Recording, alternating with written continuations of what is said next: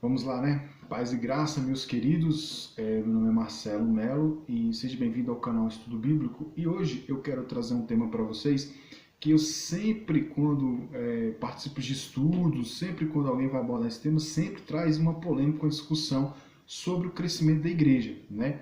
Então, como deve ser o crescimento da igreja? Ele deve ser quantitativo ou qualitativo? Né? Porque essas duas palavras elas se opõem uma à outra, né? Então eu resolvi, né, gravar este vídeo para que possamos aqui discutir mais essas ideias, né? Essa ideia e o que a Bíblia diz sobre isso, né? O que a Bíblia traz sobre esses dois assuntos a respeito disso? Como deve ser o crescimento da igreja? Então você aí, já te convido já a colocar aí os seus comentários aí depois, tá bom? E entrar no nosso canal lá, no canal Estudo Bíblico, na página também, temos uma página no Facebook, temos o nosso canal, onde eu vou estar deixando o link aqui embaixo deste vídeo, onde você pode estar se inscrevendo, colocando suas opiniões, suas sugestões, para que possamos melhorar cada vez mais este canal, tá bom? Deus abençoe e até mais. Vamos lá então. Certo, pessoal. Então, vamos ler um texto da Bíblia. Olha só o que a Bíblia diz sobre crescimento quantitativo e qualitativo da Bíblia. Olha só o que diz em Atos, capítulo 6, versículo 7, diz o seguinte, olha só. Crescia a palavra de Deus em Jerusalém, se multiplicava o número dos discípulos, também muitíssimos sacerdotes obedeciam à fé. Olha só, gente, aqui de cara nós já vimos que a igreja de Jerusalém ela crescia em quantidade e qualidade, né? Então aqui em nenhum momento você vê no texto a Bíblia fazendo oposição a esses dois temas, dizendo que a quantidade é oposta à qualidade, não. Pelo contrário, eles mostram que os dois aqui sempre andou juntos, né? Por quê? Porque quando eles recebiam, né, eles receberam o poder de Deus, o que aconteceu na igreja? Eles começaram a ganhar. Pedro, só numa pregação, ganhou 3.000 almas, né? Só na pregação. Então, o crescimento de almas, né, almas sendo convertidas, né, era o número de pessoas. Então, ou seja, e Deus sempre mostrou na sua intenção de salvar o maior número de pessoas das garras do diabo. Quando Deus disse lá, o ide, próprio Jesus falou em Mateus, olha, ide pregar o evangelho a toda criatura, né? Aquele que crê e for batizado será salvo. O que Deus está falando aí? Olha, pregue por o maior número de pessoas possíveis. E detalhe, Jesus falou que antes ele não viria até que o nome dele fosse pregado em toda a terra, em todo o que?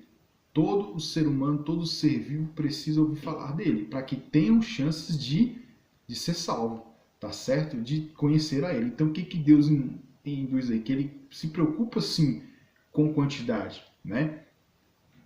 Detalhe, por que a igreja primitiva era uma igreja de qualidade? Porque ela praticava, era uma igreja de propósitos, né? Uma igreja com propósito dentro da visão de Deus. Ela, além de ganhar muitas almas para Deus, ela também discipulava e enviava esses discípulos, né? Ela tinha preocupação em discipular, em formar esses discípulos a serem bons obreiros, bons futuros apóstolos, missionários, enfim, né? Serem bons servos de Deus. Então, por isso que era uma igreja de qualidade, né? Trazia realmente uma transformação real da renovação dos conceitos da doutrina de Cristo para aquela população. Tanto que aqui diz no outro texto, diz o seguinte, ó, e também muitíssimos sacerdotes obedeciam à fé. Quem esses sacerdotes? Eram aqueles que estavam totalmente, eram opostos ao cristianismo e obedeciam apenas à lei de Moisés, estavam cegos, né?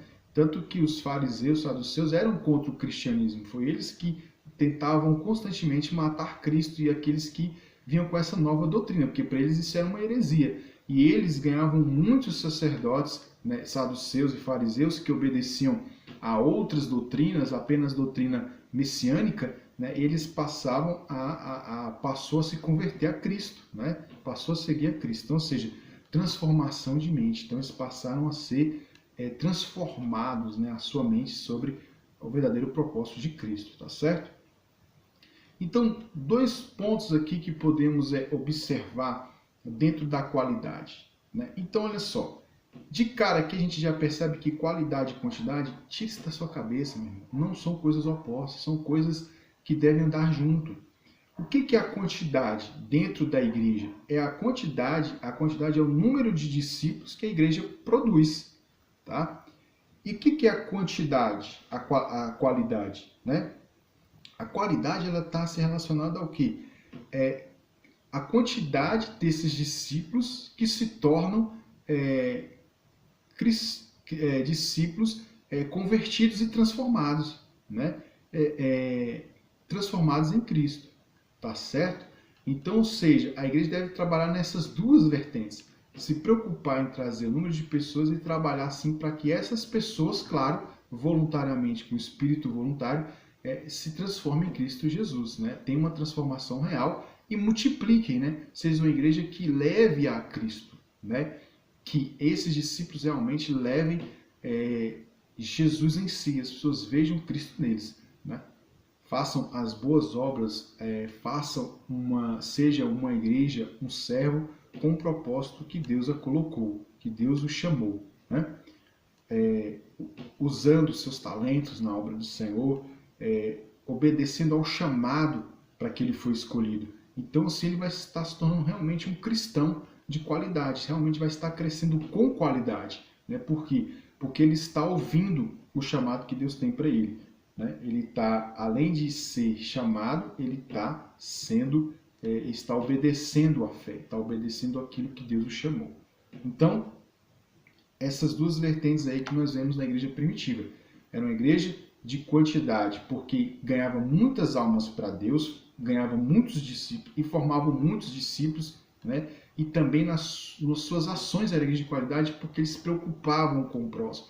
Eles expressavam de forma real os princípios de Deus naquela igreja. O amor, a fraternidade, eles cresciam na oração e no partir do pão, né? Olha, uma igreja de qualidade é isso, eles oravam um pelos outros e também compartilhavam entre eles ali da necessidade um do outro, mostrando realmente o amor entre eles. Então isso é uma igreja de qualidade, é uma igreja que se preocupa com o amor, em aplicar os princípios de Cristo ali no meio da congregação. Tá certo? Pessoal, espero ter ajudado neste tema, não dá pra gente abordar muito, mas deixe aí o seu comentário debaixo deste vídeo, deixe aí o que você pensa sobre o assunto, tá? E com certeza com o tempo eu vou estar vendo e a gente vai estar meditando mais sobre esse assunto. Aqui só deu pra gente falar um pouco mais sobre isso, tá? Até aqui, mas aqui embaixo também vou deixar o link do nosso canal, da nossa página, onde você pode também estar lá dando suas sugestões, né, de melhorias para o nosso canal, tá bom? Tudo isso para a gente poder crescer na graça e no conhecimento de Deus. Deus abençoe vocês e até mais.